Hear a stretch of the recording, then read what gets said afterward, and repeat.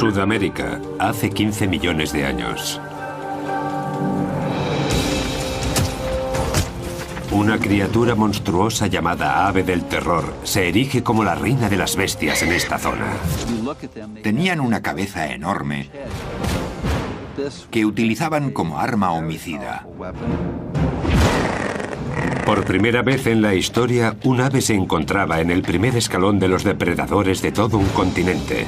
Y entonces, esas aves del terror recorrieron 11.000 kilómetros hacia Norteamérica. Aquí los amos son los lobos y los felinos de diente de sable, así que las aves del terror deberán ganar la batalla. ¿Quién ganará esta batalla épica? ¿Las aves del sur o las bestias del norte?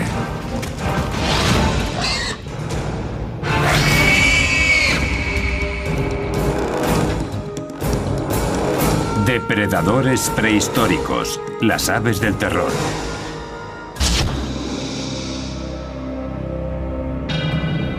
En las crónicas de la vida sobre la Tierra, los dinosaurios reinan como los depredadores más importantes de la historia. Durante 150 millones de años, rigieron el planeta a su antojo hasta su extinción hace 65 millones de años. Hay quienes creen que fue un asteroide o un cometa lo que causó su desaparición, y que una vez extinguidos, se abrió la veda para lograr el puesto de superdepredador. Los mamíferos adelantaron posiciones en gran parte del planeta, pero en Sudamérica las cosas no siguieron las mismas reglas. El Istmo de Panamá aún no se había creado y el agua rodeaba el continente sudamericano. Fue el aislamiento lo que hizo que aquí la evolución siguiera un curso distinto. Constituía una isla enorme cubierta de sabanas rodeadas de bosques. En este lugar, los mamíferos eran en su mayoría herbívoros que iban desde grandes perezosos hasta extrañas criaturas armadas como los gliptodontes.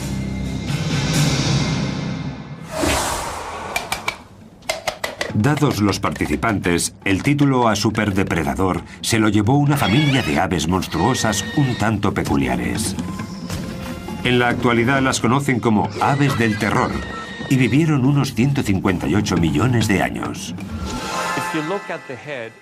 Como veis, la cabeza es enorme, como en todas estas aves terroríficas, por lo que podían golpear con muchísima fuerza a una presa potencial, que moriría prácticamente al instante. ¿Cómo habrían logrado conseguir esa fuerza unas aves? Se han encontrado restos fósiles de estos pájaros enigmáticos que ahora se encuentran en laboratorios científicos, pero los orígenes de las aves del terror siguen siendo un misterio. El registro de fósiles da algunas pistas, pero la investigación iniciada hace más de 120 años sigue en marcha. En 1887, el paleontólogo Florentino Ameghino escribió sobre un fósil que habían encontrado en la Patagonia argentina. Era un hueso de mandíbula que no presentaba dientes y que pertenecía a un cráneo de unos 60 centímetros.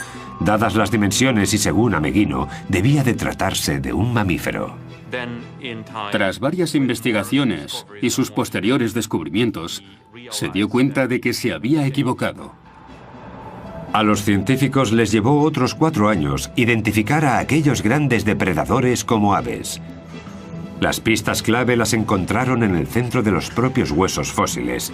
Luis Chiappe es uno de los expertos en estos pájaros más importante del mundo. Se dedica a estudiarlos en el Museo de Historia Natural de Los Ángeles.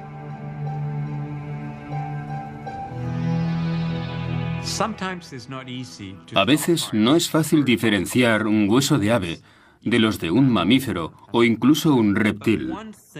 Pero lo que sí suele ser más común es que los huesos de ave son más huecos y tienen una especie de finos muros, cosa que no ocurre en mamíferos y reptiles. El hueso de mi mano derecha es de cocodrilo y se puede apreciar la diferencia. Con el tiempo fueron apareciendo más fósiles de aves. Pero, ¿de qué tipo? Sin lugar a dudas, de los grandes y de ejemplares sin alas. Posteriormente se encontraron también cráneos con picos muy afilados y con forma de gancho, lo que indicaba que estos monstruos eran carnívoros. Cuando apareció el primer cráneo completo de un ave del terror, los científicos se dieron cuenta de que aquel superdepredador no era un mamífero sin dientes, sino un ave depredadora y un ave gigante. Los picos en forma de gancho y las garras afiladas son las dos características que las aves del terror comparten con las aves de rapiña actuales. Solo que si tenemos en cuenta que medían hasta 2 metros y pesaban unos 180 kilos, estos pájaros dan mucho más miedo. Durante los primeros 100 años, tras el primer fósil encontrado, los científicos se toparon con restos suficientes para lograr identificar hasta 17 especies distintas de estas aves. Variaban en tamaño y vivieron en épocas diferentes durante un tiempo total de casi 60 millones de años. Pero en 2005 ocurrió algo inesperado. En Argentina salieron a la luz indicios de una nueva ave del terror. Un alumno de secundaria, Guillermo Aguirrezabala, salió a buscar fósiles con un amigo y acabaron realizando un descubrimiento histórico. Guillermo, ahora estudiante de paleontología en Buenos Aires, se ha sentido fascinado por los fósiles desde que era un niño. El hallazgo fue en el verano de 1999. No recuerdo bien la fecha, pero tiene que ser marzo. Sucedió a las afueras de la ciudad de Comayo, cerca de la linde oeste de la Patagonia Argentina. Se sabe que estas aves habitaban toda esa zona, además de Uruguay y Brasil. Nosotros ya habíamos encontrado algún que otro fósil, por lo que ya conocíamos los lugares y también sabíamos reconocer los fósiles.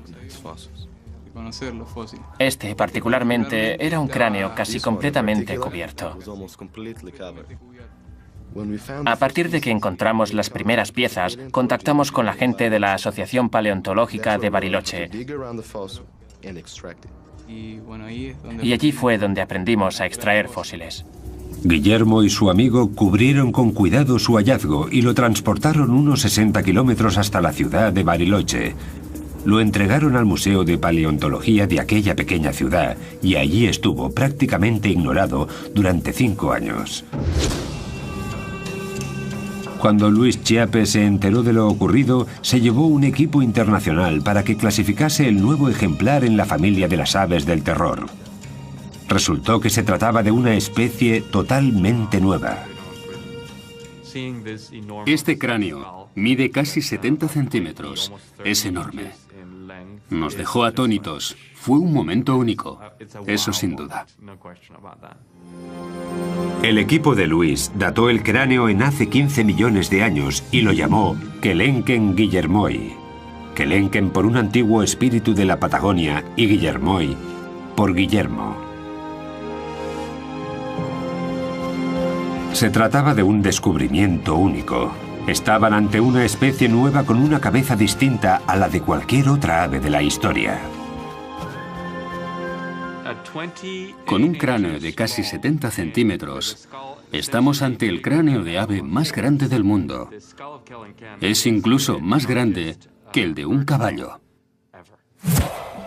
Luis comparó los fósiles de otras aves del terror con los del Kelenken, tanto el cráneo como los huesos de una pata que se encontraron al mismo tiempo. Su deseo, aprender más cosas sobre el Kelenken, fuerza, velocidad. Tras examinar el cráneo de un ejemplar más pequeño de esas aves terroríficas, Luis Chiappe comienza a hacerse una idea de qué aspecto podría tener la especie nueva. Durante su estancia en Bariloche, la paleontóloga Sara Bertelli analizó los huesos de Kelenken del museo, los comparó con los de otras aves del terror y estipuló las posibles medidas de un Kelenken.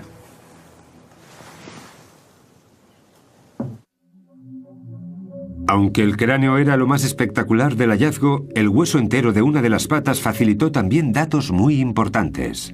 Este es el hueso de la pata de Kelenken, que en humanos correspondería a los huesos fusionados desde el tobillo hasta los dedos del pie. El hueso muestra una figura inesperadamente esbelta para un ave de esas dimensiones. Algunas de las otras familias de aves del terror eran mucho más gruesas y se cree que tendían emboscadas a sus presas. El kelenken era diferente. Por eso, en las aves de terror, que son más grandes y robustas, este hueso es corto y ancho. En las aves más rápidas, este hueso es largo. Y esta es la condición de kelenken, y por lo cual nosotros pensamos que era un corredor. El kelenken está entre las aves del terror más altas y rápidas. Pesaba alrededor de 180 kilos y medía unos 2 metros de alto. Sus patas eran muy esbeltas y musculadas, por lo que debían de alcanzar velocidades altas. Desde la punta del pico hasta la cola medían unos 3 metros, pero vistos de frente sorprendían con sus escasos 45 centímetros de ancho. Seguramente para que las presas potenciales no los descubrieran fácilmente. Sin embargo, los estudios de Sarah revelan que la fuerza de un mordisco suyo es inversamente proporcional a su anchura. Los huesos del cráneo de un kelenken albergan numerosos músculos unidos a las sienes, lo que da una pista del gran poder de sus mandíbulas. Estos músculos controlan la fuerza de un buen mordisco en muchos animales y representan una de las características que incluso los humanos compartimos con las aves del terror. Si colocamos nuestra mano en esta zona y abrimos la mandíbula, podemos sentir la contracción de los músculos temporales. Estos músculos, la cicatriz dejada por estos músculos en el cráneo de kelenken ocupa la mayor parte del techo del cráneo, lo que nos da una idea de la tremenda fuerza que tenía esta ave al morder. Otro grupo de cicatrices revela la fuerza de los músculos del cuello, fuerza que facilitaba a estas aves del terror la tarea de emprenderla a golpes con sus presas, a la vez que las asustaban con su enorme pico y sus fuertes garras. Valiéndose de su cabeza, como si de un hacha se tratara, las aves del terror clavan su pico en su presa y son capaces de atravesar carne e incluso algunos huesos. La cabeza de estas aves era una auténtica máquina de matar, un arma muy poderosa que bien les valió el puesto de superdepredador de toda Sudamérica.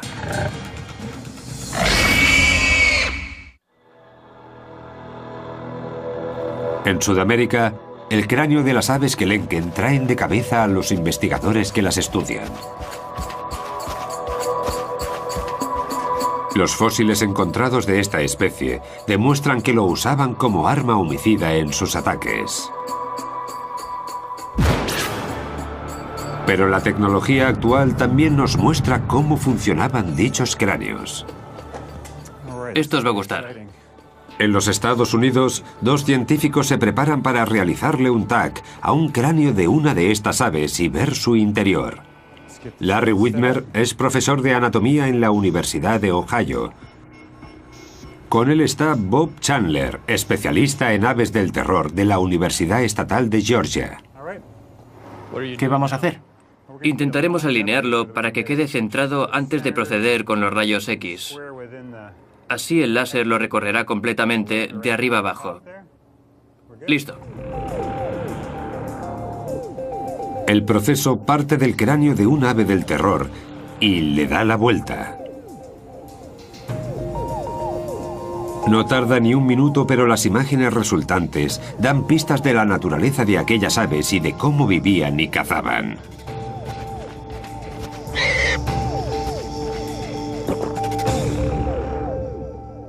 Solo con mirar el cráneo sabemos que se trata de uno muy grande y fuerte.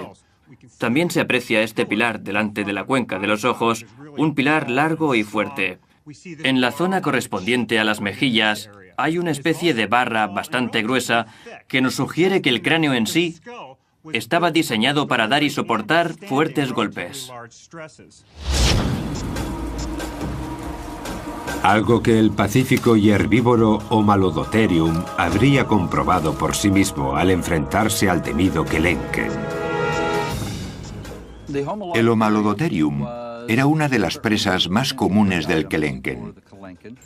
Se trata de un animal ungulado del que no se conocen descendientes modernos. Era un animal muy lento de unos 275 kilos que pesaba casi un 50% más que el kelenken, por lo que este último necesitaba una buena estrategia de caza. Una de esas posibles estrategias podría ser atacar a su presa en la parte inferior del cráneo para paralizarla. Una vez derribada la víctima, el pico del ave del terror se encargaría de desgarrarla, un comportamiento habitual incluso en las aves existentes en la actualidad. Sí, ya lo sé. Joe Cam es adiestrador de animales en el sur de California. Con la ayuda de un halcón es capaz de demostrar el uso que hacen las aves de presa de su pico como herramienta primaria. Nos da una idea de cómo se ayudan con el pico. Básicamente, lo hunden en el cuerpo de la víctima como si la estuvieran apuñalando. Posteriormente, con la parte inferior cortan y con la superior logran desgarrar grandes trozos de carne. Utilizan el pico al igual que los humanos nuestros incisivos. Para ellos es como si fueran los dientes. El tag nos muestra que tiene forma de escudo. El tag no se limita solamente al pico y profundiza también en el resto de la cabeza. Los resultados son sorprendentes. Una de las cosas que nos muestra el tag nos ha dejado boquiabiertos. Hemos visto que en la parte interior del pico hay una gran cavidad hueca. No nos lo esperábamos. Está completamente hueco y no entendemos a qué se debe esta estructura totalmente vacía. En mi opinión, creo que esa cavidad hueca podría funcionar como caja de resonancia. Puede que le sirviera para emitir una especie de sonidos como traqueteos, que al mover sus mandíbulas, el sonido resonara en esa cavidad. Al parecer, ese traqueteo les resultaba familiar a los residentes de las sabanas prehistóricas, pero ¿cuál era su función? ¿Era un ritual de apareamiento? ¿Una señal de alarma?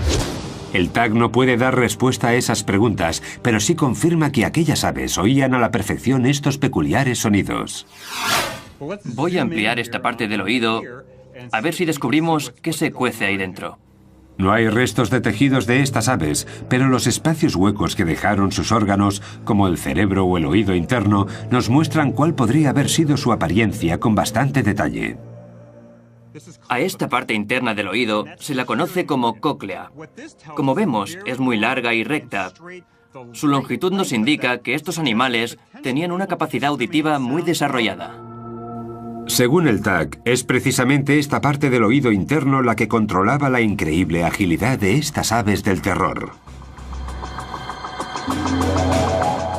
En este tipo de aves percibimos una serie de canales estrechos, largos y muy delicados.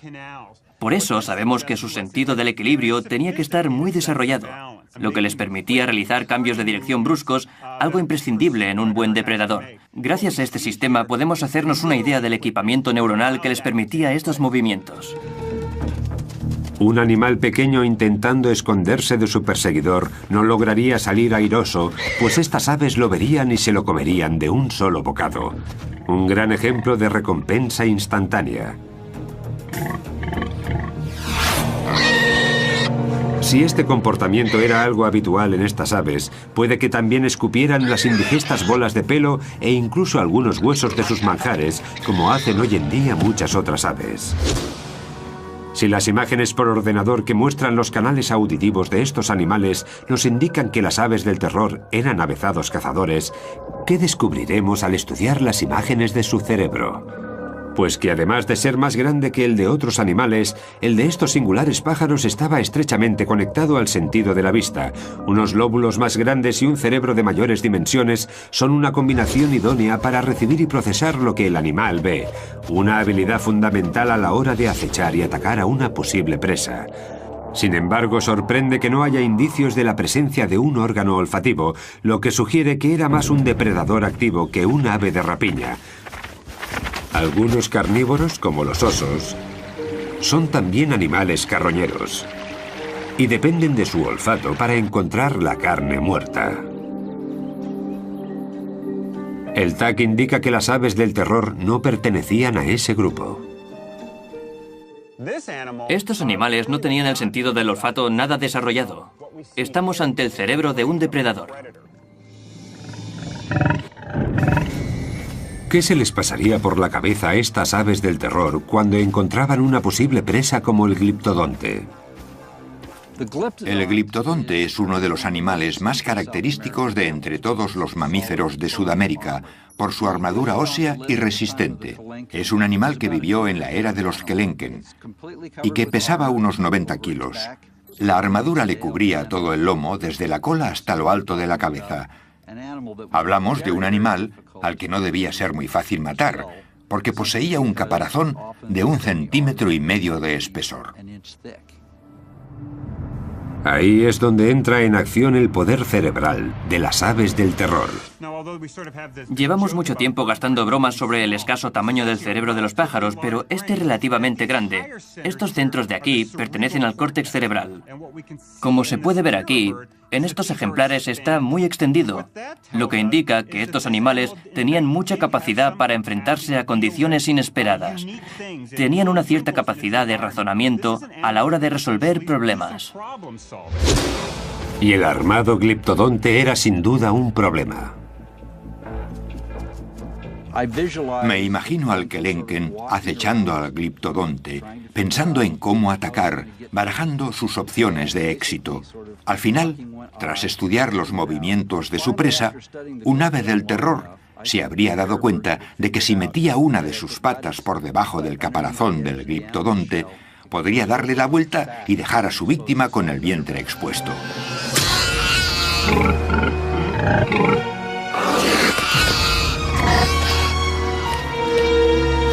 Sudamérica era el paraíso de las presas para los Kelenken y su familia.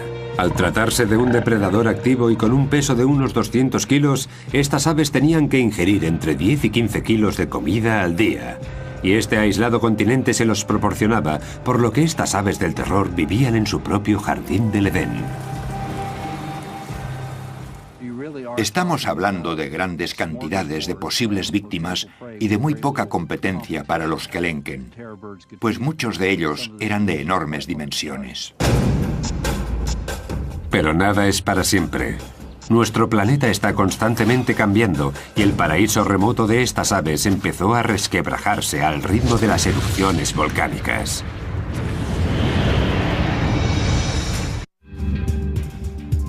Hasta 1961 los científicos creían que las aves del terror habían vivido únicamente en Sudamérica, pero el hallazgo de un hueso de una de sus patas y de una de sus garras abrió nuevas posibilidades. No se lo creían. Pensaron que debía tratarse de otra cosa. Esta cinta muestra a varios científicos trabajando en el río Santa Fe de Florida, el lugar en el que aparecieron los fragmentos de una criatura a la que identificaron como Titanis valeri, hasta ahora la única ave del terror encontrada en el continente norteamericano. ¿Se imaginan la emoción que nos embargó a todos cuando descubrimos los restos del primer espécimen conocido de esta especie aquí en Florida? Esta criatura, oriunda de un continente aislado por el agua, consiguió llegar a 11.000 kilómetros de su lugar de origen. Su ruta seguía un sendero de lava y cenizas procedentes de varios volcanes.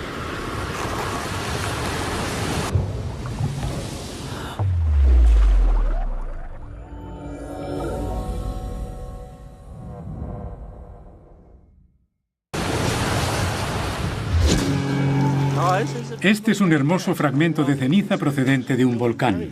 En el centro de Oregón, el geólogo Greg Retalak le muestra al paleontólogo Jordi Dackler la rapidez con la que un volcán puede cambiar el paisaje.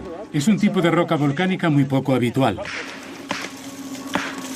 Retalak afirma que el depósito de Oregón se creó debido a una erupción antigua en la zona del Cinturón de Fuego del Pacífico, una zona con más de 400 volcanes que abarcan el Océano Pacífico desde Nueva Zelanda a Chile. Ese anillo toca también a Panamá, por donde Norteamérica y Sudamérica habían estado separadas por agua. Ambos continentes se unieron debido a una gran actividad volcánica que tuvo lugar en el Istmo de Centroamérica cuando aquellas magníficas aves del terror se encontraban en plena peregrinación. La conexión entre ambos continentes se formó a partir de la lava volcánica que salía del fondo del mar, así como de las placas tectónicas que se levantaban hacia la superficie. Pero la historia no se acaba ahí. Las selvas endémicas de Centroamérica no constituyen un lugar al que las aves del terror hubieran migrado sin más. Pero los depósitos de ceniza volcánica entraron en juego.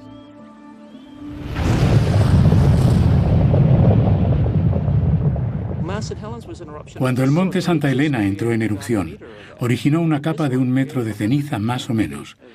Pero este en concreto creó una capa de 33 metros y a 600 grados centígrados su erupción fue mucho más grande que la de Santa Elena. El volcán que creó este depósito explotó a unos 325 kilómetros de aquí. La capa más gruesa de rocas que dejó a su paso ocupa un área de unos 300.000 kilómetros cuadrados. Las desafortunadas criaturas que se encontraban aquí acabaron chamuscadas. Todo, árboles, animales, plantas, todo quedó sepultado bajo los ríos de lava que a 600 grados centígrados quemaron todo lo que encontraron a su paso.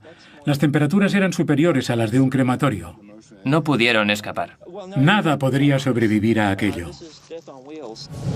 Hace entre 3 y 5 millones de años, varias erupciones como esta en Panamá provocaron lo que Retalhak llama resurgimiento instantáneo de tierra. Destruyó las selvas y abrió el camino de las aves del terror hacia el norte. De tal forma que cuando las plantas volvieron a colonizar estas tierras devastadas por la ceniza, los animales acostumbrados a los espacios abiertos encontraron un nuevo paraíso entre sus ojos, como las aves del terror. Lo más probable es que aquellas que lograron sobrevivir a las erupciones migraran entre 400 y 500 kilómetros. Los huesos del Titanis que se encontraron en Florida constituyen una prueba de que las aves del terror cruzaron el istmo de Panamá para llegar hasta Norteamérica.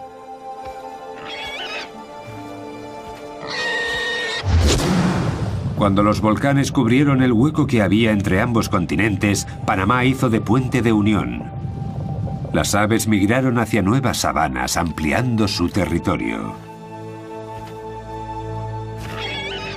Creo que estos animales eran como el resto. Si ven terreno a su disposición, harán todo lo posible por ocupar cuanto más mejor. Desde aquel gran descubrimiento en 1961 solo se han encontrado un puñado de fósiles de aves del terror norteamericanas. Actualmente hay registradas 42 especies de Titanis en Norteamérica. 41 de ellos están en el Museo de Historia Natural de Florida. Sin un cráneo o un hueso largo es casi imposible que los expertos logren hacerse una idea completa de cómo serían estas aves. Lo único que tienen que estudiar son escasos y pequeños fragmentos. Irv Quittmeyer calculó las posibles dimensiones del Titanis comparándolo con otras especies de estas aves. Usó, por ejemplo, la base del fragmento de pata de Titanis disponible para calcular la longitud aproximada de una pata entera.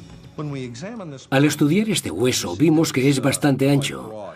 Una base así tiene que haber sostenido un hueso largo y un ave considerablemente alta. Para verlo mejor vamos a jugar con estos trozos de plastilina y un par de reglas. En una base más pequeña, esta estructura se habría caído. Por eso necesitaba una base más grande para sostenerse en pie. Es decir, base grande, hueso largo, pájaro grande, base pequeña, hueso más corto, pájaro pequeño. El juego numérico de Quittmeyer implica también comparaciones entre 16 especies diferentes de estas aves. Incluso analizó una chuña sudamericana, el pariente vivo más cercano a las aves del terror. Estos estudios dieron como resultado las dimensiones del esqueleto metálico de Titanis que se construyó en el Museo de Florida, la primera visión general de un ave del terror.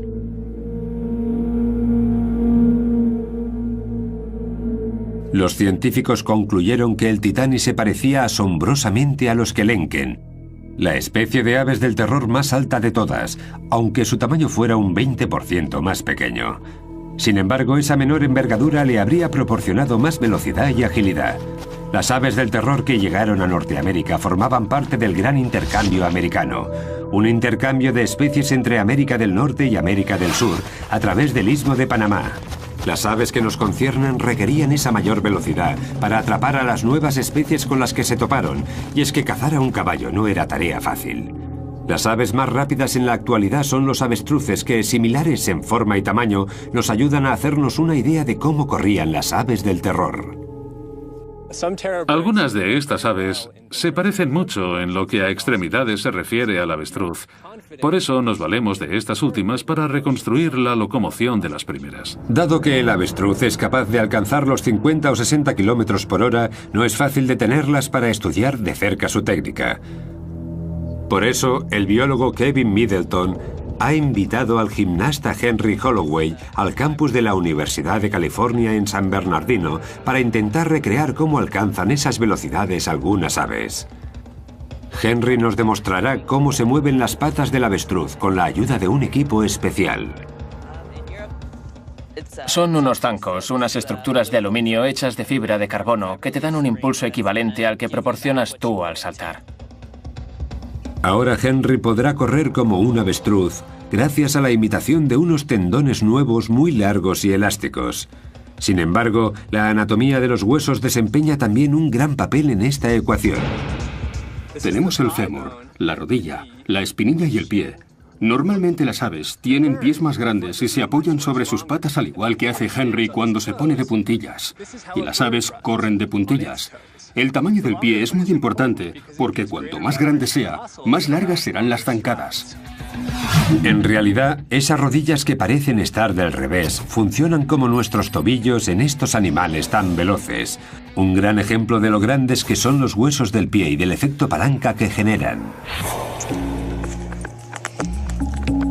Vamos allá. Para Henry Holloway, los zancos de alta tecnología alargan de alguna manera el pie humano y ayudan a correr a la velocidad de las aves del terror. ¡Ya!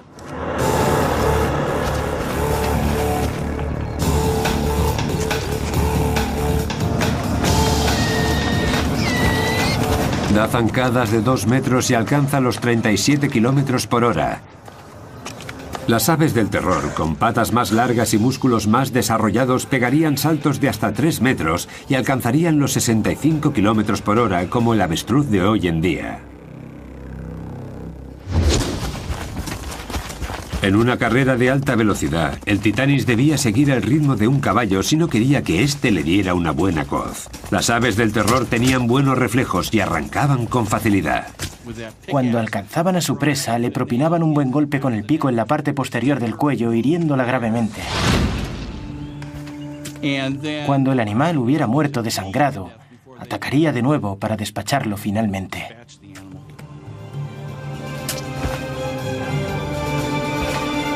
Sin embargo, la vida en el nuevo continente no sería fácil para el Titanis. Supondría su primer contacto con los depredadores del norte, oponentes sin miedo que, aún así, jamás se habían tenido que enfrentar a las aves del terror.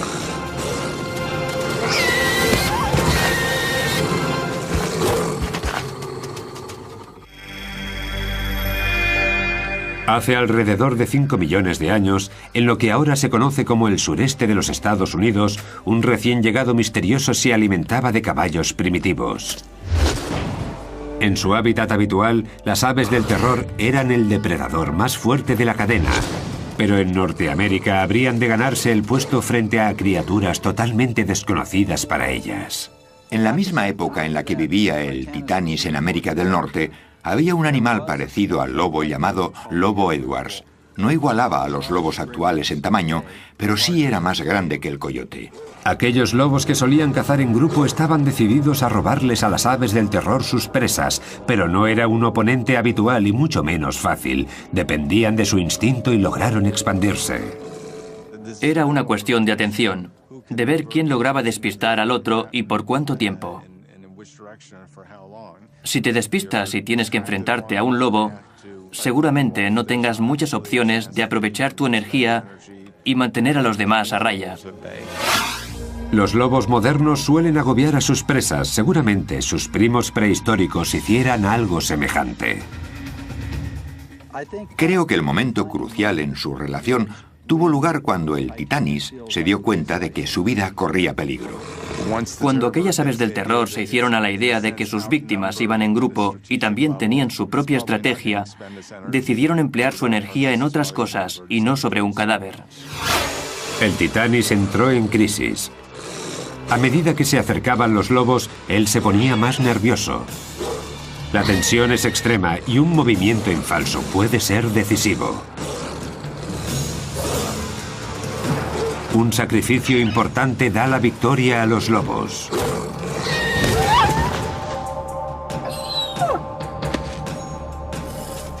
Con la lección bien aprendida, las aves del terror ceden. Su inteligencia las ayudará a cambiar de estrategia de caza.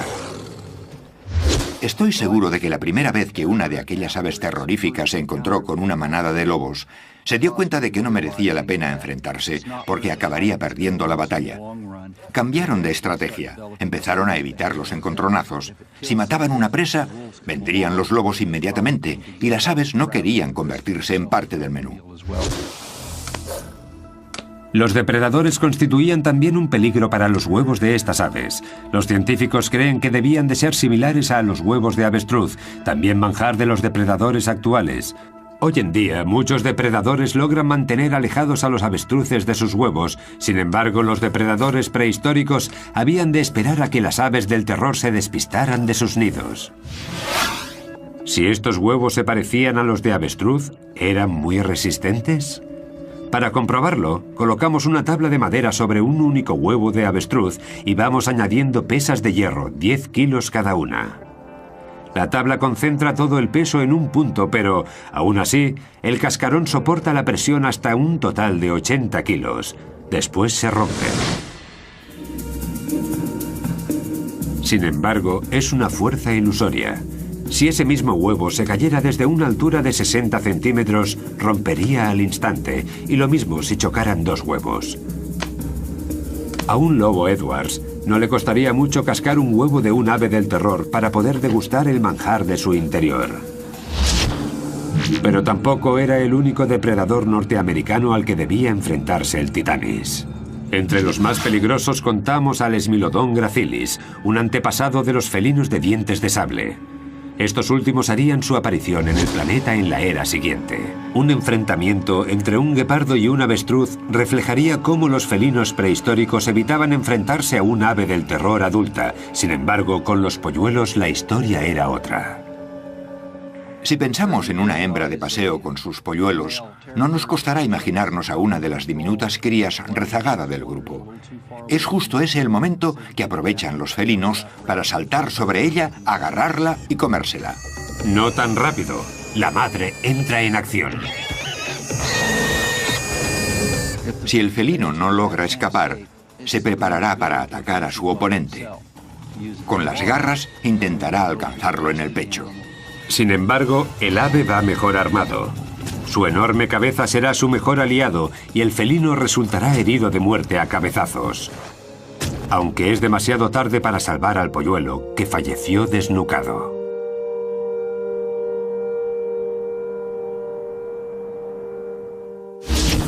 La vida en Norteamérica era mucho más difícil para estas aves de lo que lo había sido en el sur. Aquí los depredadores eran múltiples, entre ellos felinos y lobos, que seguirían evolucionando hasta convertirse en las superbestias del futuro. Estos nuevos competidores amenazaban la supervivencia de las aves del terror. El Titanis estaba en peligro de extinción.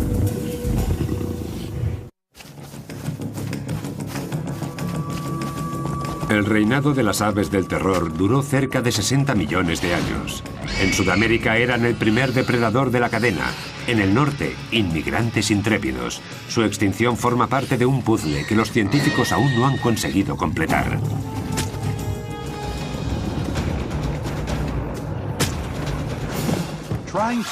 Todavía no hemos encontrado una explicación sencilla que justifique la extinción de estas aves, y no será fácil. Uno de los grandes factores podría ser el gran intercambio americano, la mezcla de especies que emigraron de norte a sur y viceversa, y que dificultó la vida de las aves del terror. La falta de competencia por parte de otros depredadores los mantuvo vivos. Las especies más evolucionadas del norte, como caninos o felinos, activó la restricción de comida. Hace 2 millones de años, las aves del terror del norte y del sur del continente americano se veían demasiado presionadas para encontrar alimento porque tenían que compartir su territorio con los dientes de sable. La presión que ejercían estos depredadores y oponentes fueron 2 factores de la extinción de las aves del terror, pero no los únicos. No creo que estas aves fueran derrotadas por los mamíferos, sino que se trató más bien de un cambio climático. Hace 2 millones de años el planeta sufrió una serie de eras glaciales. En el norte, el océano se convirtió en hielo. El nivel del mar descendió y con él las zonas húmedas, como en Florida, donde vivían los titanis. El paisaje se secó. La vegetación también sufrió un cambio importante por culpa de la falta de agua, y las consecuencias afectaron a la alimentación de toda la cadena. El número y la variedad de animales de los que se alimentaba el titanis se vio alterado. Es como el efecto dominó.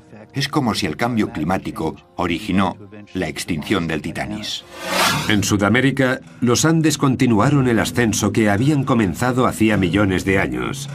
Cada vez más bloqueaban las lluvias y las sabanas se fueron convirtiendo en secas estepas. Las aves estaban cada vez más afligidas. Medio ambiente, peligro, competencia. Todos ellos son posibles sospechosos en el misterio de las aves del terror sobre por qué su largo reinado acabó en completa extinción. ¿Fue solo uno? ¿Una combinación de los 3? Demasiado pronto para saberlo. Pero es precisamente ese el reto al que nos enfrentamos ahora los científicos. Ampliar los datos que tenemos de estos animales y entenderlos un poco mejor. Seguro que al final logramos averiguar por qué ya no están entre nosotros. El epílogo de la historia de las aves del terror se está escribiendo aún ahora en las excavaciones de Florida.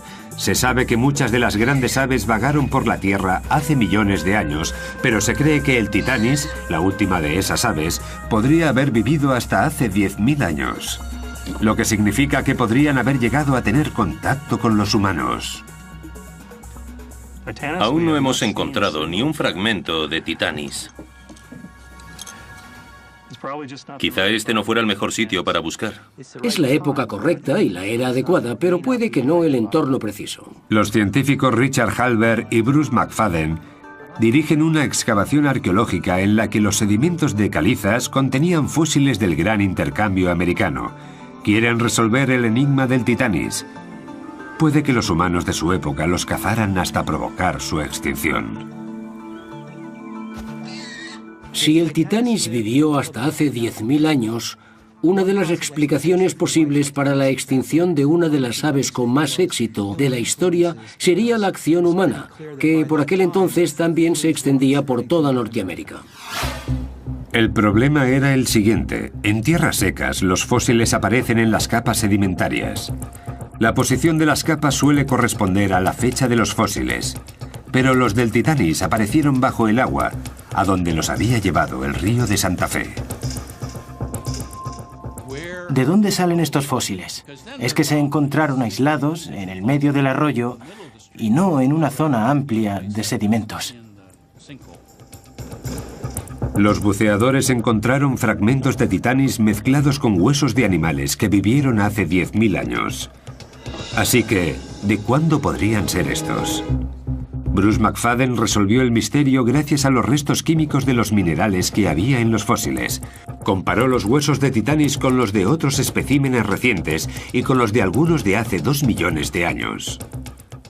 Cuando los huesos se convierten en fósiles, absorben minerales del agua del suelo, y estos minerales son únicos de cada época. Por eso los fósiles que pertenecen a diferentes momentos presentan elementos químicos distintos. Bruce recogió muestras de varios huesos fosilizados de titanis y las preparó para su posterior análisis con un espectrómetro. Los resultados dieron el perfil de los elementos químicos de dichos huesos. prueba concluyente de que vivieron mucho antes de que el hombre llegara a Norteamérica.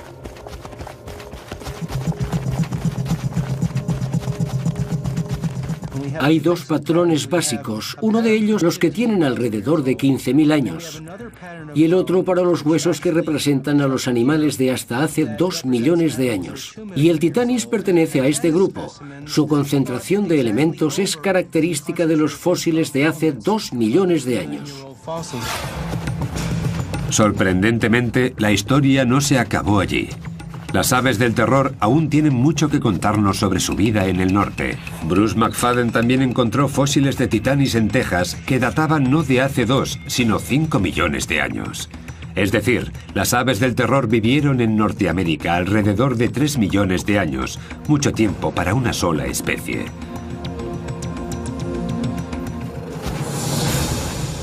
Una gran señal de adaptación para una familia de depredadores espectaculares. A pesar de contar con numerosos competidores, el Titanis fue el legítimo sucesor de las grandes aves del terror. En su último hogar en Norteamérica, no solo sobrevivió, sino que prosperó.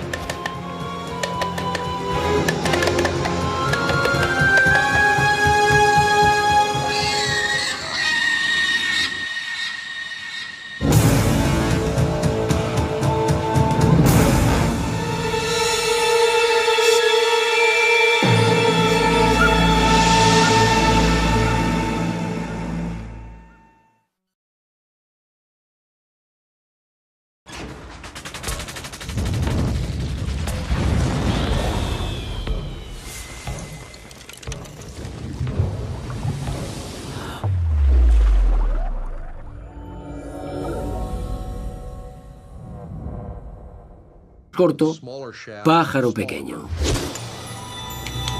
El juego numérico de Quagmire implica también comparaciones entre 16 especies diferentes de estas aves. Incluso analizó una chuña sudamericana, el pariente vivo más cercano a las aves del terror. Estos estudios dieron como resultado las dimensiones del esqueleto metálico de Titanis que se construyó en el Museo de Florida, la primera visión general de un ave del terror.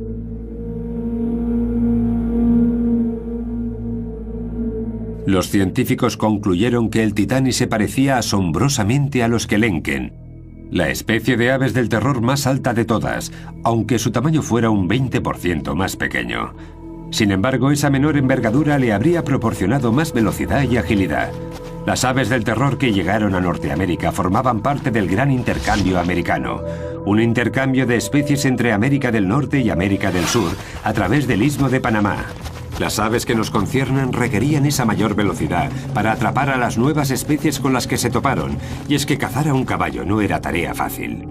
Las aves más rápidas en la actualidad son los avestruces que, similares en forma y tamaño, nos ayudan a hacernos una idea de cómo corrían las aves del terror.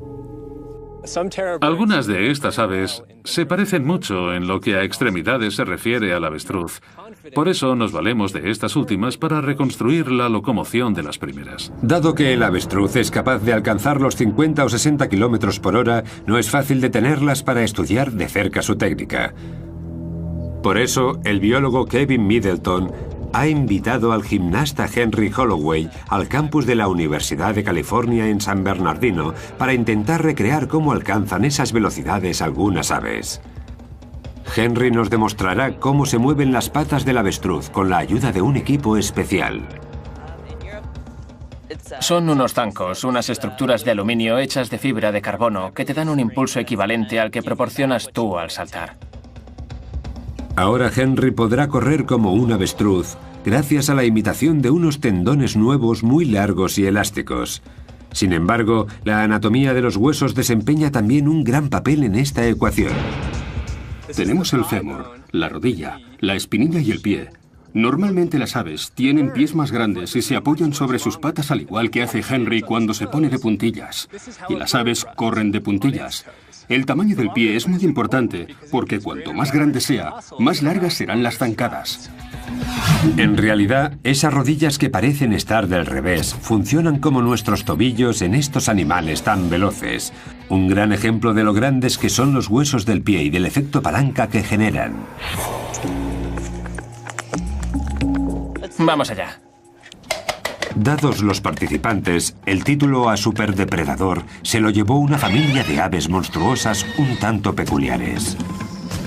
En la actualidad las conocen como aves del terror y vivieron unos 158 millones de años. Como veis, la cabeza es enorme, como en todas estas aves terroríficas, por lo que podían golpear con muchísima fuerza a una presa potencial, que moriría prácticamente al instante. ¿Cómo habrían logrado conseguir esa fuerza unas aves? Se han encontrado restos fósiles de estos pájaros enigmáticos que ahora se encuentran en laboratorios científicos, pero los orígenes de las aves del terror siguen siendo un misterio. El registro de fósiles da algunas pistas, pero la investigación iniciada hace más de 120 años sigue en marcha. En 1887, el paleontólogo Florentino Ameghino escribió sobre un fósil que habían encontrado en la Patagonia argentina. Era un hueso de mandíbula que no presentaba dientes y que pertenecía a un cráneo de unos 60 centímetros. Dadas las dimensiones y según Ameghino, debía de tratarse de un mamífero. Tras varias investigaciones y sus posteriores descubrimientos, se dio cuenta de que se había equivocado.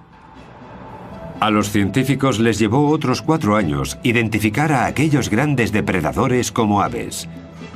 Las pistas clave las encontraron en el centro de los propios huesos fósiles. Luis Chiappe es uno de los expertos en estos pájaros más importante del mundo. Se dedica a estudiarlos en el Museo de Historia Natural de Los Ángeles.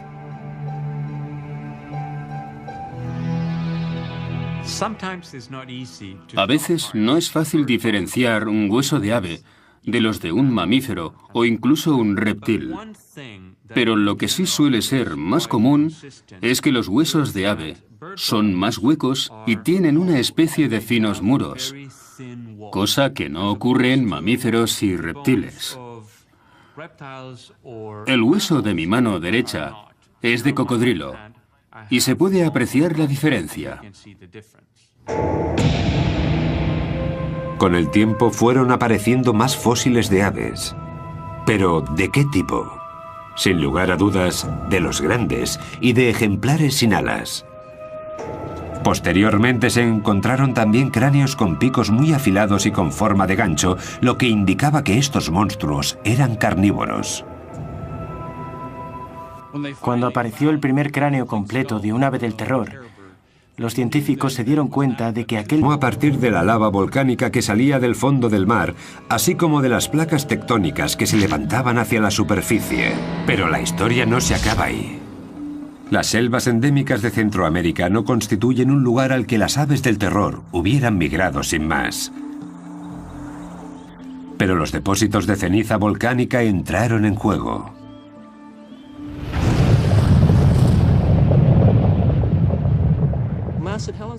Cuando el monte Santa Elena entró en erupción, originó una capa de 1 metro de ceniza más o menos. Pero este en concreto creó una capa de 33 metros y a 600 grados centígrados su erupción fue mucho más grande que la de Santa Elena. El volcán que creó este depósito explotó a unos 325 kilómetros de aquí. La capa más gruesa de rocas que dejó a su paso ocupa un área de unos 300.000 kilómetros cuadrados. Las desafortunadas criaturas que se encontraban aquí acabaron chamuscadas. Todo, árboles, animales, plantas, todo quedó sepultado bajo los ríos de lava que a 600 grados centígrados quemaron todo lo que encontraron a su paso. Las temperaturas eran superiores a las de un crematorio. No pudieron escapar. Nada podría sobrevivir a aquello. Hace entre 3 y 5 millones de años, varias erupciones como esta en Panamá provocaron lo que Retallack llama resurgimiento instantáneo de tierra. Destruyó las selvas y abrió el camino de las aves del terror hacia el norte. De tal forma que cuando las plantas volvieron a colonizar estas tierras devastadas por la ceniza, los animales acostumbrados a los espacios abiertos encontraron un nuevo paraíso entre sus ojos, como las aves del terror. Lo más probable es que aquellas que lograron sobrevivir a las erupciones migraran entre 400 y 500 kilómetros. Los huesos del Titanic que se encontraron en Florida constituyen una prueba de que las aves del terror cruzaron el istmo de Panamá para llegar hasta Norteamérica.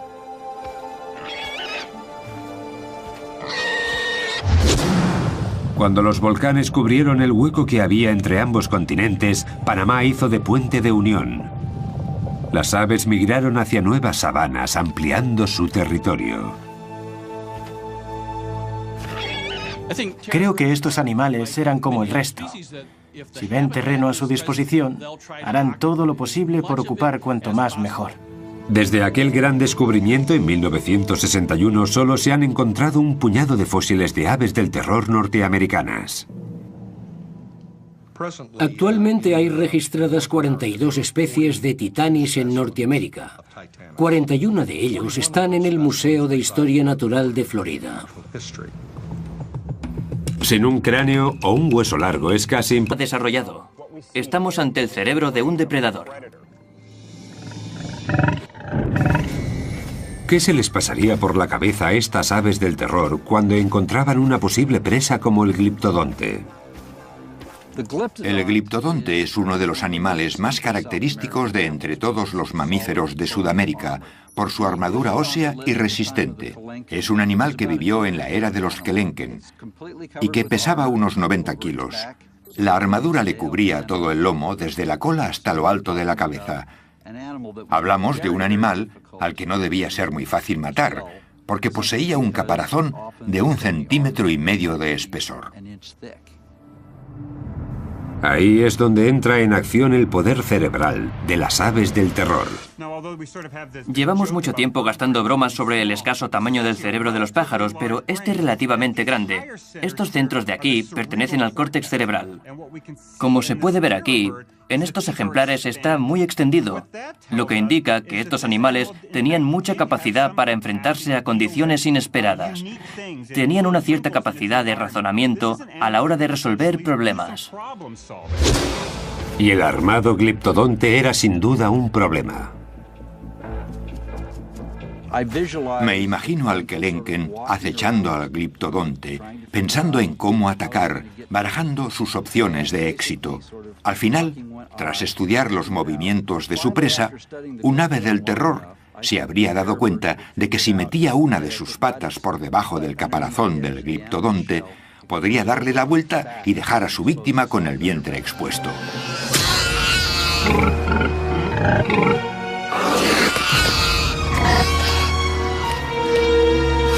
Sudamérica era el paraíso de las presas para los Kelenken y su familia.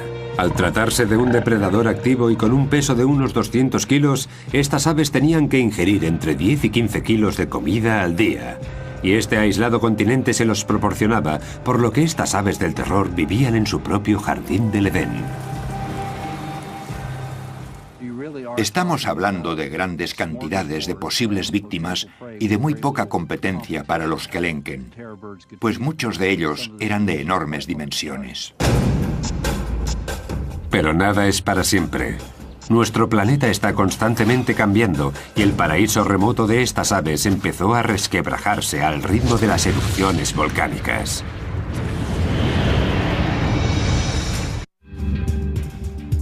Hasta 1961 los científicos creían que las aves del terror habían vivido únicamente en Sudamérica, pero el hallazgo de un hueso de una de sus patas y de una de sus garras abrió nuevas posibilidades. No se lo creía. La extinción de estas aves, y no será fácil. Uno de los grandes factores podría ser el gran intercambio americano, la mezcla de especies que emigraron de norte a sur y viceversa y que dificultó la vida de las aves del terror. La falta de competencia por parte de otros depredadores los mantuvo vivos. Las especies más evolucionadas del norte, como caninos o felinos, activó la restricción de comida. Hace 2 millones de años, las aves del terror del norte y del sur del continente americano se veían demasiado presionadas para encontrar alimento porque tenían que compartir su territorio con los dientes de sable.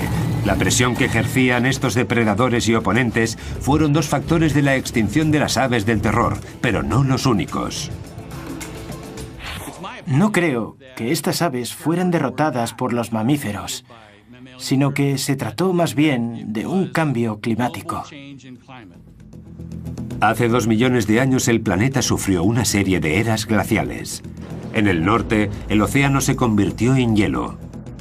El nivel del mar descendió y con él las zonas húmedas, como en Florida, donde vivían los titanis. El paisaje se secó. La vegetación también sufrió un cambio importante por culpa de la falta de agua, y las consecuencias afectaron a la alimentación de toda la cadena. El número y la variedad de animales de los que se alimentaba el titanis se vio alterado.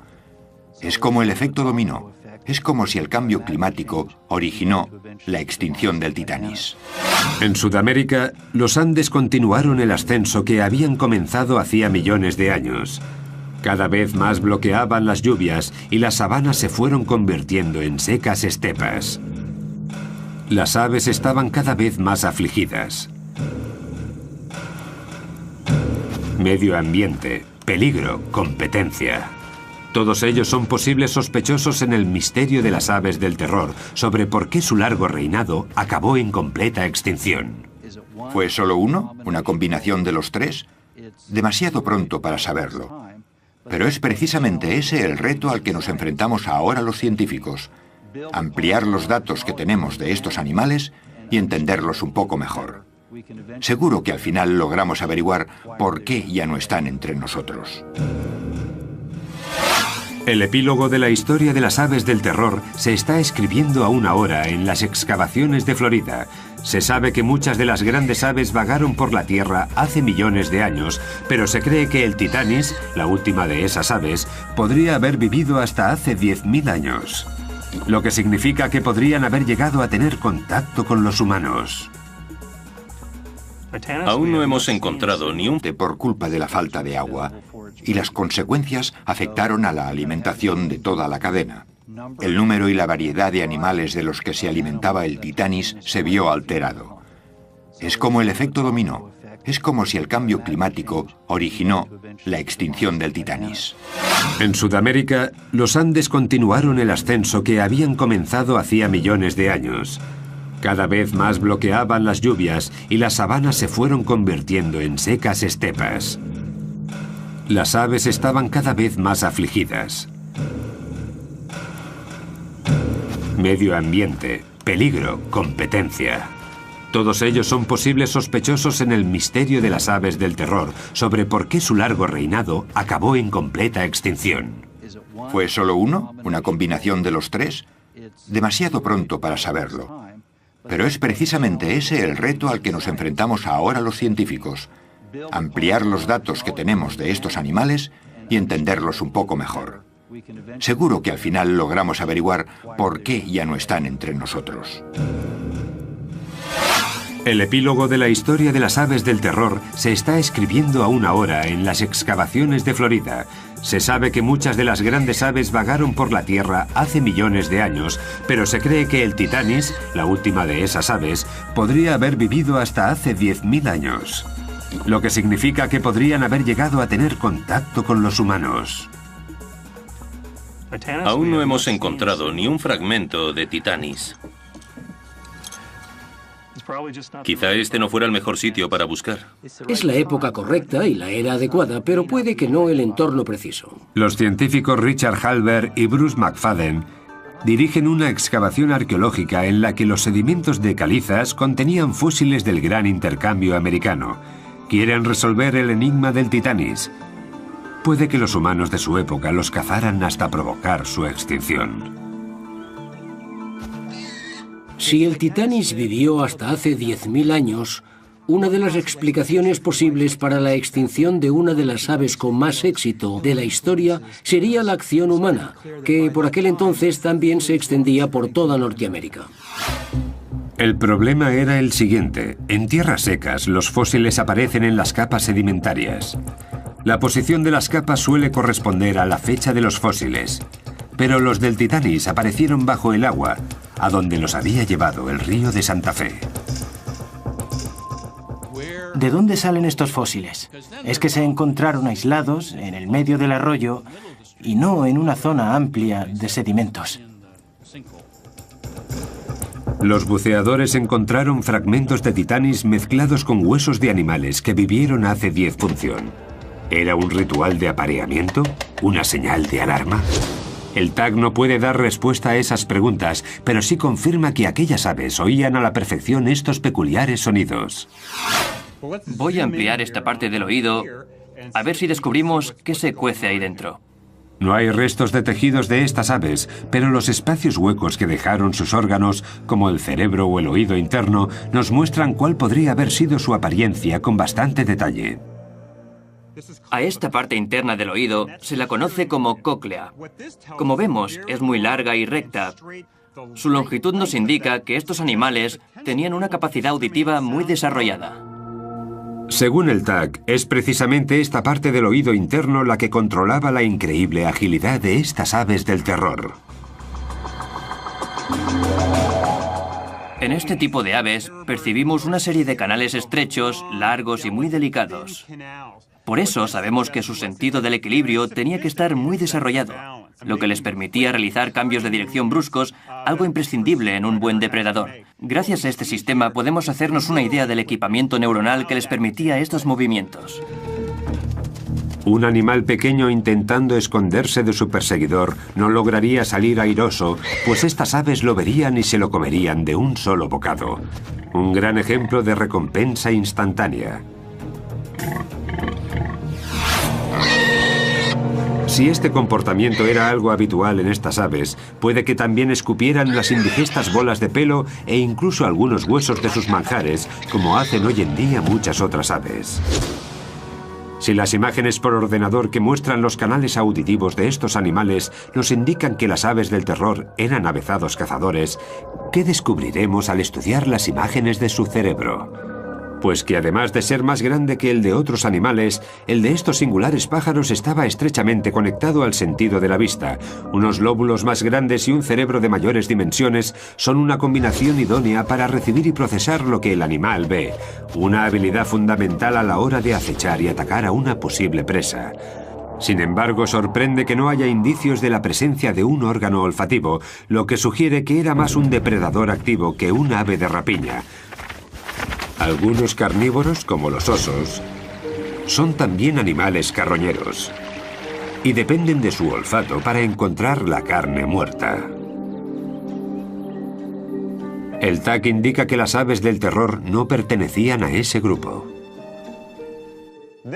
Estos animales no tenían el sentido del olfato nada desarrollado.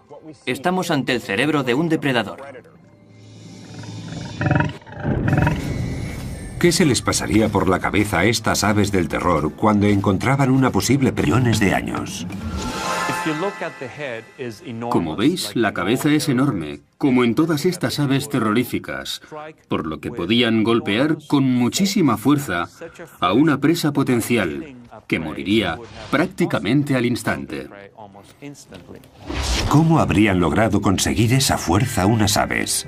Se han encontrado restos fósiles de estos pájaros enigmáticos que ahora se encuentran en laboratorios científicos, pero los orígenes de las aves del terror siguen siendo un misterio.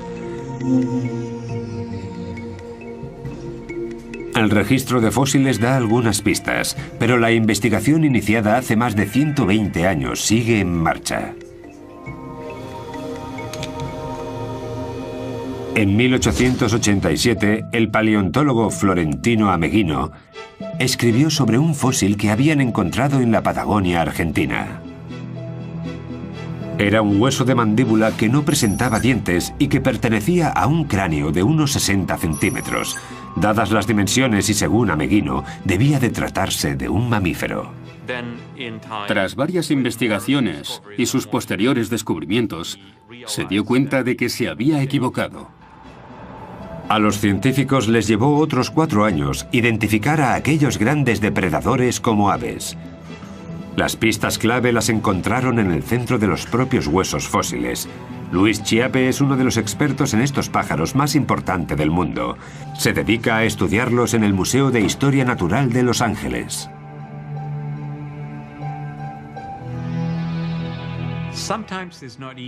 A veces no es fácil diferenciar un hueso de ave de los de un mamífero o incluso un reptil. Pero lo que sí suele ser más común es que los huesos de ave son más huecos y tienen una especie de finos muros, cosa que no ocurre en mamíferos y reptiles. El hueso de mi mano derecha es de cocodrilo y se puede apreciar la diferencia. Con el tiempo fueron apareciendo más fósiles de aves. ¿Pero de qué tipo? Sin lugar a dudas, de los grandes y de ejemplares sin alas. Posteriormente se encontraron también cráneos con picos muy afilados y con forma de gancho, lo que indicaba que estos monstruos eran carnívoros. Cuando apareció el primer cráneo completo de un ave del terror, los científicos se dieron cuenta de que aquel superdepredador no era un mamífero sin dientes, sino un ave depredadora y un ave gigante. Los picos en forma de gancho y las garras afiladas son las 2 características que las aves del terror comparten con las aves de rapiña. Permitía realizar cambios de dirección bruscos, algo imprescindible en un buen depredador. Gracias a este sistema podemos hacernos una idea del equipamiento neuronal que les permitía estos movimientos. Un animal pequeño intentando esconderse de su perseguidor no lograría salir airoso, pues estas aves lo verían y se lo comerían de un solo bocado. Un gran ejemplo de recompensa instantánea.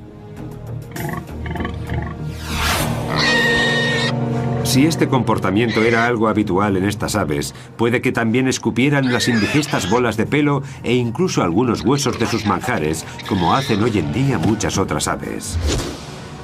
Si las imágenes por ordenador que muestran los canales auditivos de estos animales nos indican que las aves del terror eran avezados cazadores, ¿qué descubriremos al estudiar las imágenes de su cerebro? Pues que además de ser más grande que el de otros animales, el de estos singulares pájaros estaba estrechamente conectado al sentido de la vista. Unos lóbulos más grandes y un cerebro de mayores dimensiones son una combinación idónea para recibir y procesar lo que el animal ve, una habilidad fundamental a la hora de acechar y atacar a una posible presa. Sin embargo, sorprende que no haya indicios de la presencia de un órgano olfativo, lo que sugiere que era más un depredador activo que un ave de rapiña. Algunos carnívoros, como los osos, son también animales carroñeros y dependen de su olfato para encontrar la carne muerta. El tag indica que las aves del terror no pertenecían a ese grupo. Estos animales no tenían el sentido del olfato nada desarrollado. Estamos ante el cerebro de un depredador. ¿Qué se les pasaría por la cabeza a estas aves del terror cuando encontraban una posible presa como el gliptodonte? El gliptodonte es uno de los animales más característicos de entre todos los mamíferos de Sudamérica, por su armadura ósea y resistente. Es un animal que vivió en la era de los Kelenken y que pesaba unos 90 kilos. La armadura le cubría todo el lomo, desde la cola hasta lo alto de la cabeza. Hablamos de un animal al que no debía ser muy fácil matar, porque poseía un caparazón de 1,5 centímetros de espesor. Ahí es donde entra en acción el poder cerebral de las aves del terror. Llevamos mucho tiempo gastando bromas sobre el escaso tamaño del cerebro de los pájaros, pero este es relativamente grande. Estos centros de aquí pertenecen al córtex cerebral.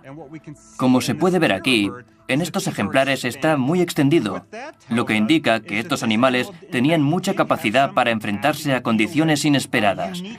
Tenían una cierta capacidad de razonamiento a la hora de resolver problemas. y el arma millones de años. En Sudamérica eran el primer depredador de la cadena. En el norte, inmigrantes intrépidos. Su extinción forma parte de un puzzle que los científicos aún no han conseguido completar.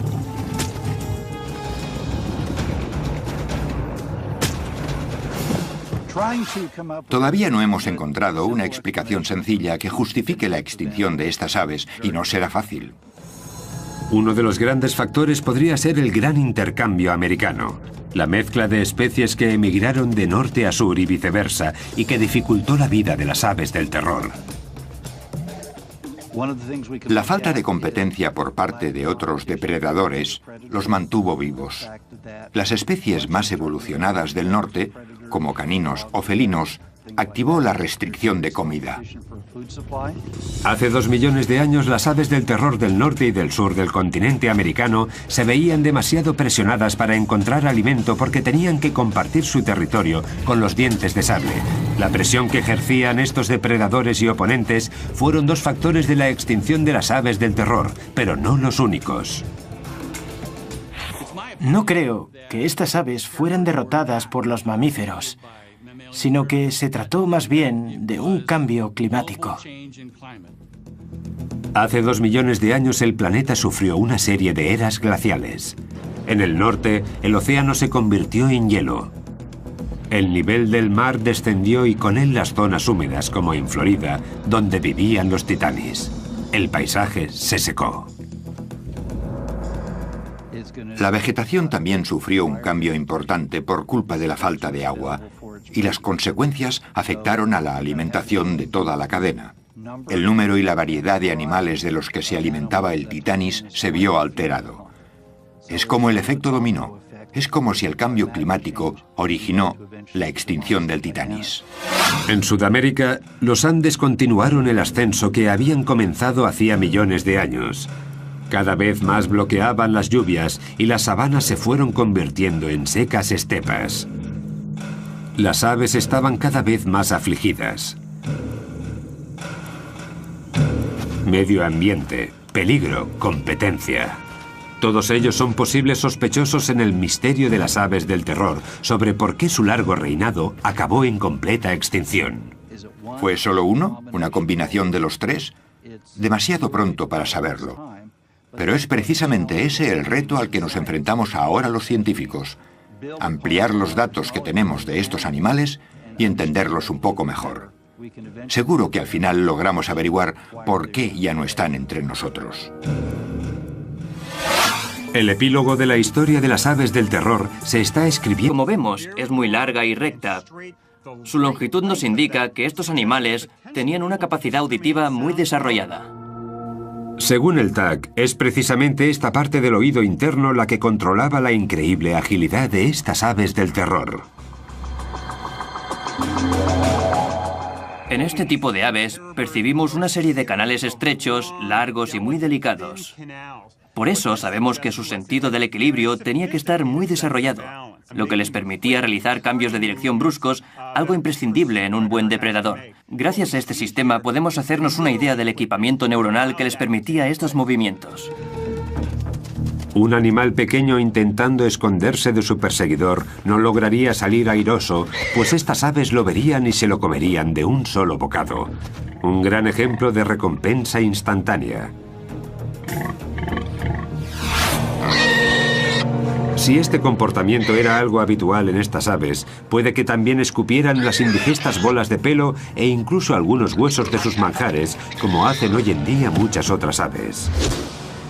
Si las imágenes por ordenador que muestran los canales auditivos de estos animales nos indican que las aves del terror eran avezados cazadores, ¿qué descubriremos al estudiar las imágenes de su cerebro? Pues que además de ser más grande que el de otros animales, el de estos singulares pájaros estaba estrechamente conectado al sentido de la vista. Unos lóbulos más grandes y un cerebro de mayores dimensiones son una combinación idónea para recibir y procesar lo que el animal ve, una habilidad fundamental a la hora de acechar y atacar a una posible presa. Sin embargo, sorprende que no haya indicios de la presencia de un órgano olfativo, lo que sugiere que era más un depredador activo que un ave de rapiña. Algunos carnívoros, como los osos, son también animales carroñeros. y dependen de su olfato para encontrar la carne muerta. El tag indica que las aves del terror no pertenecían a ese grupo. Estos animales no tenían el sentido del olfato nada desarrollado. Estamos ante el cerebro de un depredador. ¿Qué se les pasaría por la cabeza a estas aves del terror cuando encontraban una posible presa como el gliptodonte? El gliptodonte es uno de los animales más característicos de entre todos los mamíferos de Sudamérica, por su armadura ósea y resistente. Es un animal que vivió en la era de los Kelenken y que pesaba unos 90 kilos. La armadura le cubría todo el lomo, desde la cola hasta lo alto de la cabeza. Hablamos de un animal al que no debía ser muy fácil matar, porque poseía un caparazón de 1,5 centímetros de espesor. Ahí es donde entra en acción